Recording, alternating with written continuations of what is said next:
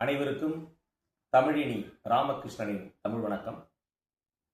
இந்த காணொளியில் 4, 5, 6ஆம் திருமுறையை இயற்றிய திருநாவுக்கரசரை பற்றி காண இருக்கிறோம். திருநாவுக்கரசர் திருவாமூரில் பிறந்தவர். இவருடைய பெற்றோர் புகழனார் மாதினியார். இவருடைய குலம் வேளாளர் குலம். திருநாவுக்கரசருடைய தமக்கையார் அக்கா பெயர் திலகவதியார். திருநாவுக்கரசருடைய இயற்பெயர் மருள்நிக்கியார். அவர் முதலில் சமணத்தில் இருந்தார். சமணத்தில் இருக்கும் பொழுது அவருடைய பெயர் தர்மசேனர். தாண்டகம் என்ற பண் பாடுவதில் சிறந்தவர். அதனால் இவருக்கு பெயர் தாண்டக வேந்தர். ஆளுடைய அரசு. திருஞான சம்பந்தரால் அப்பர் என்று அழைக்கப்பட்டவர். வாகீசர். இறைவனே இவரை திருநாவுக்கரசர் என்று அழைத்தார். ஆக திருநாவுக்கரசர், ஆளுடைய அரசு, வாகீசர், மருள்நிக்கியார், அப்பர், தருமசேனர், தாண்டக வேந்தர் போன்ற பெயர்களை எல்லாம் பெற்று இறைப்பணி ஆற்றியவர்தான் நம்முடைய திருநாவுக்கரசர். திருநாவுக்கரசர் சமணத்தில் இருந்தார். அவருக்கு வெப்பு நோய் ஏற்பட்டது. அந்த வெப்பு நோய், அதாவது சூளை நோய், வயிற்று வலியை தீர்ப்பதற்காக அந்த சமண மதத்தில் இருந்தவர்கள் எவ்வளவோ முயன்றும் முடியவில்லை. அவருடைய அக்கா சிவனை வழிபட்டால் உனக்கு இந்த நோய் தீரும் என்று அழைத்து சென்றார். வீரநாட்டாதம் அந்த இடத்திற்கு அந்த பதிகம் பாடி அவருக்கு அந்த நோய் தீர்ந்தது. கூற்றாயினவாறு விளக்கிலீர் என்ற பதிகம் பாடினார். என்னாலும் இன்பமே துன்பமில்லை என்று பாடினார்.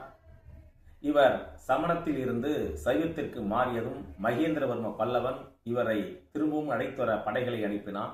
அப்பொழுது வர முடியாது என்று சொன்னார்.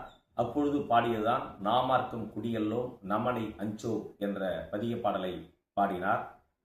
சாதி மதம் கூடாது என்பதற்காக சாத்திரம் பேசும் சழக்கர்கள் கோத்திரமும் குலமும் கொண்டு என் செய்வீர் என்று பாடினார். தமிழோடு இசைப்பாடல் மறந்தறியேன் என்றார். மாசில் வீணையும் மாலை மதியமும் என்ற பாடலை பாடினார். பல பதிக பாடல்களை பாடியவர் நம்முடைய திருநாவுக்கரசர். ஆட்டு வித்தால் ஆரொருவர் ஆடாதாரோ, அடக்கு வித்தால் ஆரொருவர் அடங்காதாரோ என்று சிறப்பான பாடல்களை பாடியவர்தான் நம்முடைய திருநாவுக்கரசர். சங்கம் என்ற குறிப்பு இவருடைய பாடல்களில் காணப்படுகிறது. மகேந்திரவர்ம பல்லவன் இவரை அடக்குவதற்கு படைகளை அனுப்பினான். ஒன்றும் முடியவில்லை. அதற்கு அடுத்தது இவரை நீற்றறையில் சுண்ணாம்பு காலவாயில் இட்டான்.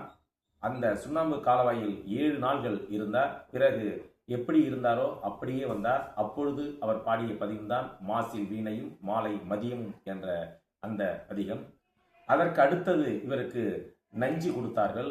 அந்த நஞ்சிலையும் இவரை எதுவும் செய்ய முடியவில்லை. அதற்கு அடுத்தது யானையை ஏவி விட்டார்கள்.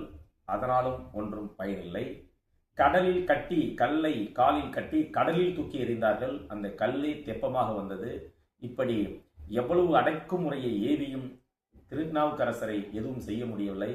எது நடந்தது என்றால், மகேந்திரவர்மம் பல்லவன் அந்த மன்னனே பிறகு சமணத்தில் இருந்து சைவத்திற்கு வந்தார். இப்படிதான் இவருடைய வாழ்க்கை வரலாறு அமைந்தது. 81 ஆண்டுகள் வரை வாழ்ந்தவர் நம்முடைய திருநாவுக்கரசர். இப்படி பல சிறப்புக்கு உரியவர்களை பற்றிய கூடுதல் செய்திகளை அடுத்த காணொளியில் பார்ப்போம். அனைவருக்கும் நன்றி. அடுத்த பதிவில் சந்திப்போம். அதுவரை சிந்திப்போம்.